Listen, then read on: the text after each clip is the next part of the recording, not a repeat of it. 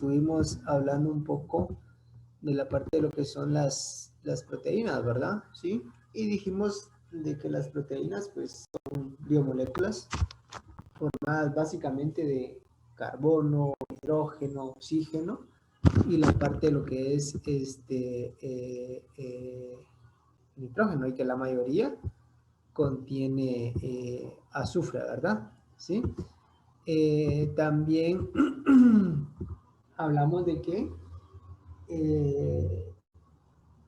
las proteínas van a conservar la parte de lo que es su actividad biológica en algunas condiciones, y una de ellas es la parte de la temperatura, ¿sí?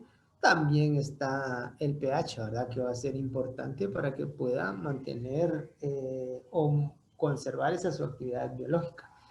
Pero dijimos de que si la temperatura, por ejemplo, es demasiado alta, va a haber un proceso de desnaturalización de las proteínas. Y dijimos que cuando hay una desnaturalización de las proteínas, tiende a perder una estructura.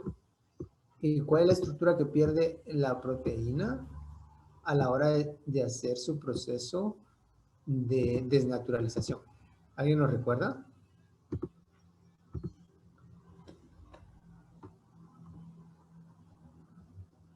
Aún siguen comiendo, aún siguen desayunando. ¿Alguien nos recuerda?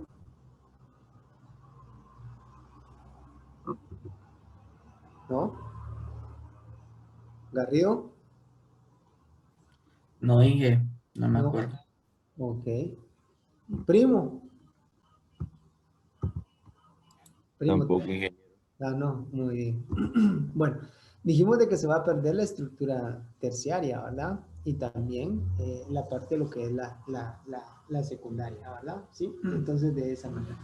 Dijimos de que las proteínas pueden ser estructurales, y entre las estructurales, ¿cuáles mencionamos? Colágeno. Colágeno, ¿verdad? Sí, está el colágeno, está la queratina. Y en la parte de lo que son transporte, La hemoglobina. hemoglobina, la mioglobina, ¿verdad? De esa manera.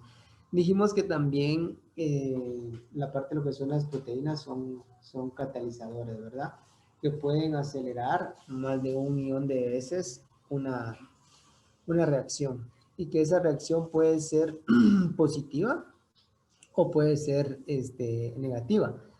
E indicamos de que en el caso, por ejemplo, de los procesos de fermentación, entonces ahí es una reacción positiva. Cuando vamos a preparar, por ejemplo, un yogur, también tenemos una reacción positiva, pero también indicamos que una reacción negativa es cuando hay ese proceso de pardeamiento, en el cual el producto va a tomar una tonalidad de color café, y de ahí la importancia de realizar un proceso de inactivación de la enzima, ¿verdad? De manera a que no sea un efecto negativo. Y lo mismo sucede con la parte de lo que son las lipasas, que provocan ese proceso de oxidación de los ácidos grasos, dando como resultado la parte de lo que es la rancidez, y que es por eso que se somete a un proceso de pasteurización la leche, para evitar realmente esa parte. También hablamos de que tenemos proteínas de contracción muscular. ¿Cuáles son esas proteínas de contracción muscular? La actina, Y la miocina. y la miocina. ¿Cuál es la que tiene alto valor biológico? La actina. La actina. ¿Sí? Muy bien. Y también comentamos de que existe, por ejemplo, la parte de lo que son la oxitocina. ¿Para qué nos sirve la oxitocina? Para contraer las partes mamarias. Ajá, es correcto. Y ahí estimula, ¿verdad? Estimula la parte de lo que corresponde a lo que son las glándulas, ¿verdad? Para que pueda extraerse. Y las de reserva, ¿cuáles son las de reserva? Almidón podría ser una. el almidón. Tenemos la parte también de la caseína. ¿Se recuerdan cómo se precipita la caseína? ¿O cuáles son los métodos de precipitación de la caseína? Se precipita de 32 a 38 grados centígrados, Ajá, esa es la temperatura. Ajá, entre 40 a 45 minutos. exacto. Pero se hace a través de enzimas como la... Renina. Exacto. Lo podemos hacer a través del proceso de acidificación o también puede ser a través del proceso mixto, ¿verdad? Un proceso combinado, ¿verdad? Y también hablamos de que la caseína, pues, la encontramos en la parte de lo que son los productos lácteos, ¿verdad? ¿Sí? De esa forma, los derivados lácteos como tal, ¿verdad? En el huevo vamos a encontrar la ovoalbúmina, ¿sí? En el huevo la ovoalbúmina. En pescados vamos a encontrar, por ejemplo, la queratina, colágeno, albúminas, de esa manera. ¿Y en los cereales de cuál hablamos? Gluten. Del gluten. El gluten, ¿verdad? Dijimos de que en los cereales este es el porcentaje de proteína que hay. En la parte de lo que son la harina de trigo, comentamos de que hay un 85% de esas que son proteínas que son insolubles, proteínas que pueden formar masa y que tenemos un 15% de proteínas que no forman masa, ¿verdad? Entonces, esas proteínas pues se dividen en esos dos grupos. Las que no forman masa, que son un 15%, son proteínas solubles, por lo tanto no van a formar gluten, ¿sí? Y entre ellas mencionamos la albúmina, ¿verdad? Y en el otro 85% pues son aquellas que realmente van a ser en contacto con el agua, ¿verdad? Van a formar una red que absorbe agua como tal, ¿verdad? Y de esa manera pues va a formarse lo que es el gluten y que también ese gluten se forma a la hora de incorporar agua y en el proceso de lo que es el amasado, ¿verdad? O el estirado realmente de la masa, ¿sí? Entonces, de esa manera. Las personas que son intolerantes al gluten, ¿cuál es la enfermedad? ¿Cómo se llama esa enfermedad? ¿Alguien lo recuerda?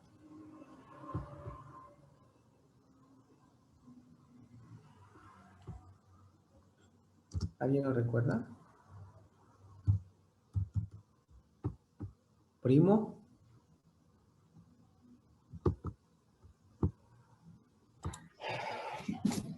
No, ingeniero.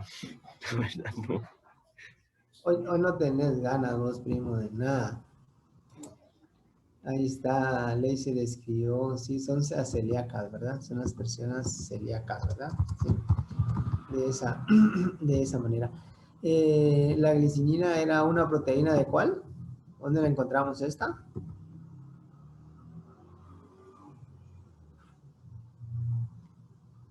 ¿Dónde vamos a encontrar esto? En la soya, ¿verdad? ¿Sí? De esa manera. Muy bien. Vamos a tener también algunos productos que no forman gluten, ¿verdad? Como el arroz, como la papa, que no van a formar la parte de lo que son el gluten, para las personas que son intolerantes a lo que es el gluten como tal.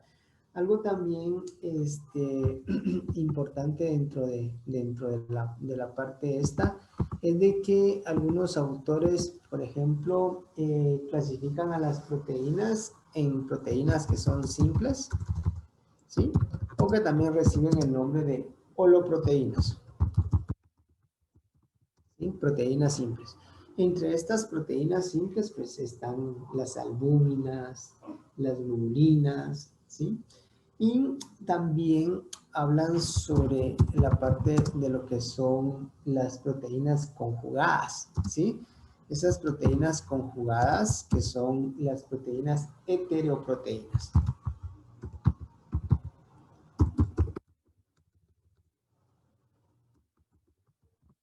Ok. Entonces aquí tenemos lipoproteínas, glucoproteínas, que son las proteínas conjugadas. Cuando se habla de holoproteínas, son aquellas que van a estar formadas solamente por aminoácidos, mientras que las heteroproteínas están formadas por un grupo proteico más un grupo no proteico, ¿sí? De esa manera. Entonces tenemos simples formadas por aminoácidos, las conjugadas formadas por un grupo no proteico y otro grupo que es grupo proteico como tal, ¿verdad? ¿Sí? Entonces de esa manera. ¿Y qué son los aminoácidos, jóvenes? ¿Qué es un aminoácido? ¿O cuál es la función de un aminoácido?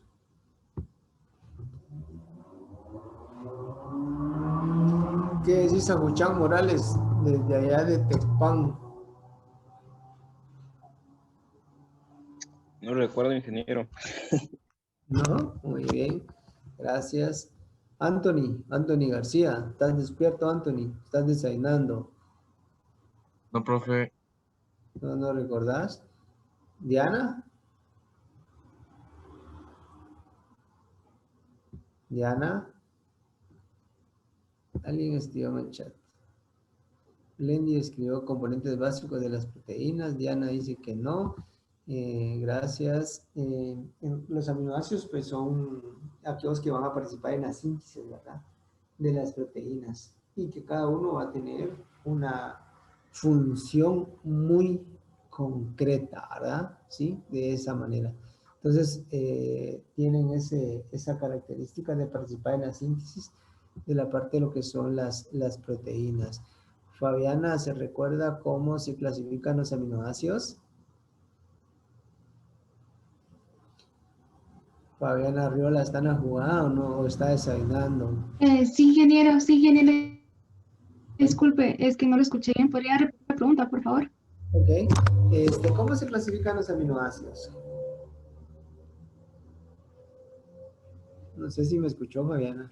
Sí, la verdad, ingeniero, no me recuerdo, pero deme unos segundos, ahorita se lo busco. Ok, muy bien. Muy bien. David, ¿te recordás, David?